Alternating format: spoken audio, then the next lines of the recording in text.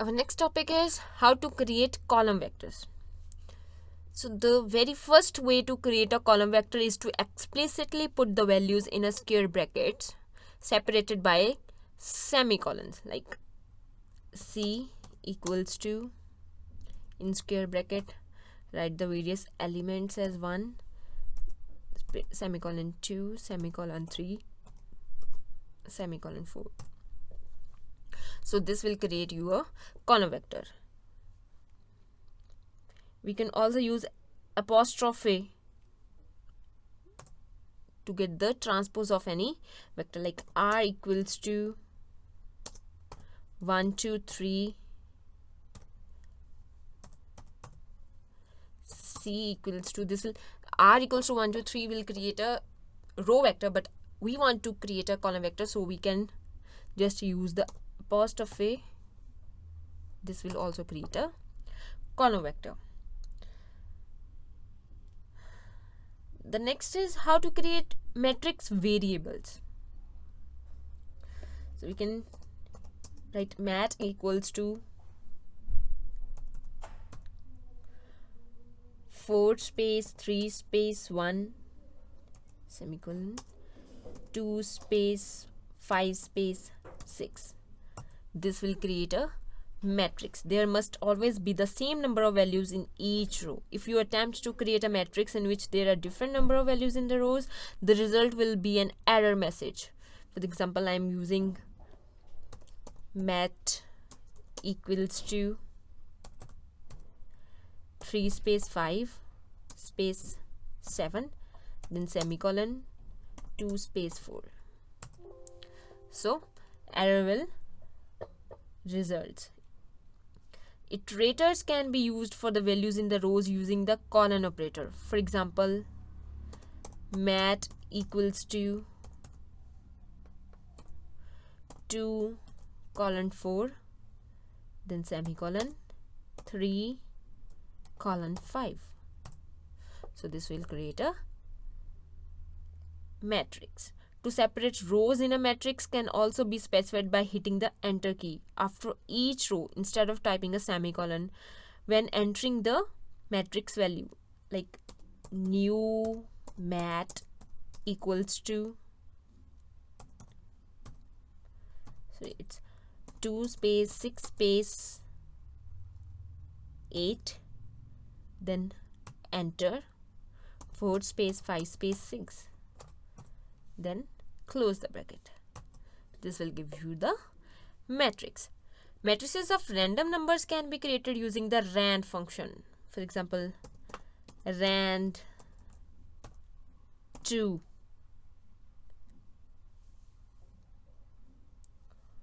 or rand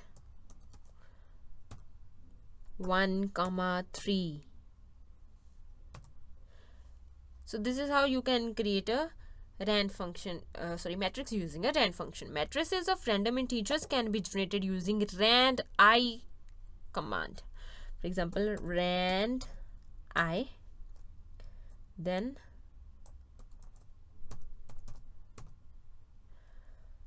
five comma 10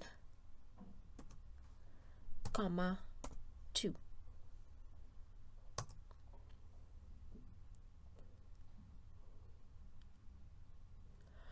Or you can create rand I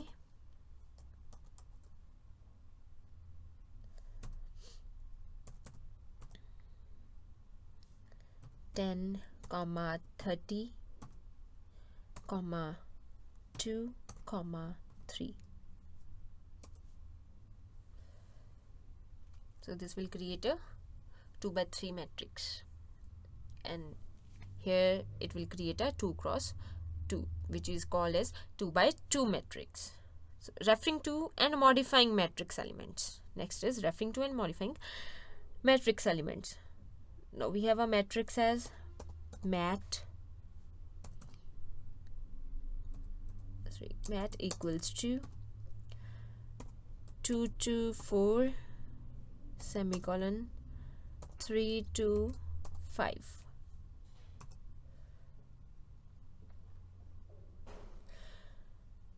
If you want to refer to the value in the second row, third column of mat, you can write it as mat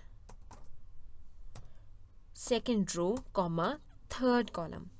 So this will give you the value of the second row and third column element of that matrix mat. This is called subscripted indexing. It uses the row and column subscripts. It is also possible to refer to a subset of a matrix like mat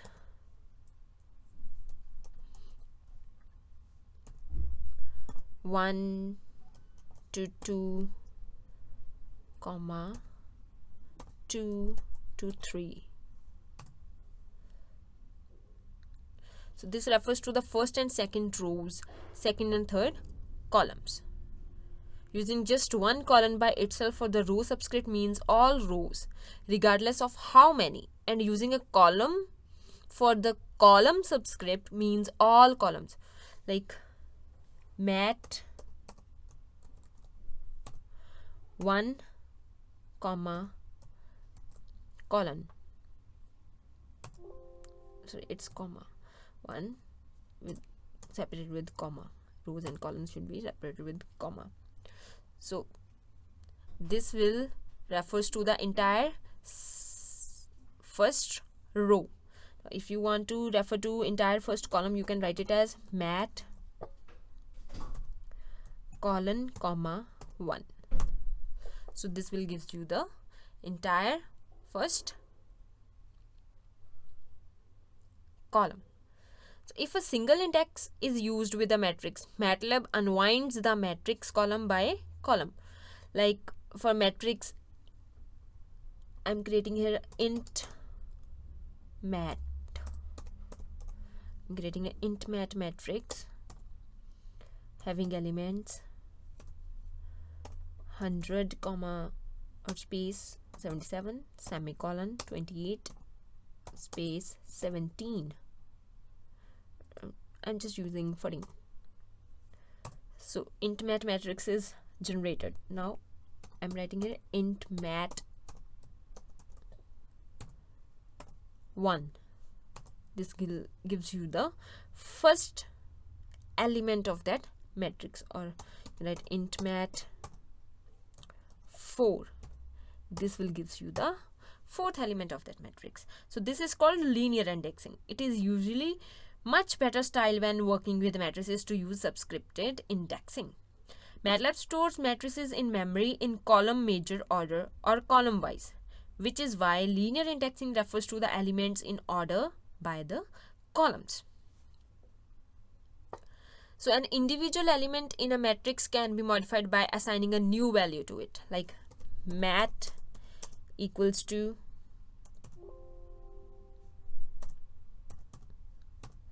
2 space 2 to 4. I'm just taking the values from 2 to 4, semicolon, then 3 to 5. So this is the matrix. An entire row or column could also be changed, but first we will just modify a new value by assigning a new value, like mat first row second column element would be changed to 11. So this is our first matrix that is having values from 2 to 4 and 3 to 5, 2, 3, 4 and 3, 4, 5.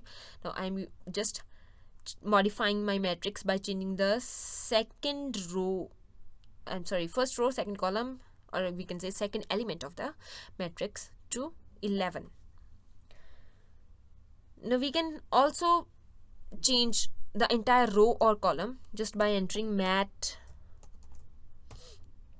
I just want to modify the second row and its elements to 5. It's 5 to 7. So here it is. I have just changed the entire second row. Similarly, you can change the entire column by just inserting the column in the case of row and value of column at the this column value variable value space. You can also extend a matrix just by writing as mat. You want to extend a row, just write it colon comma 4. This will be equals to 9 space 2. So I'm just extending my matrix.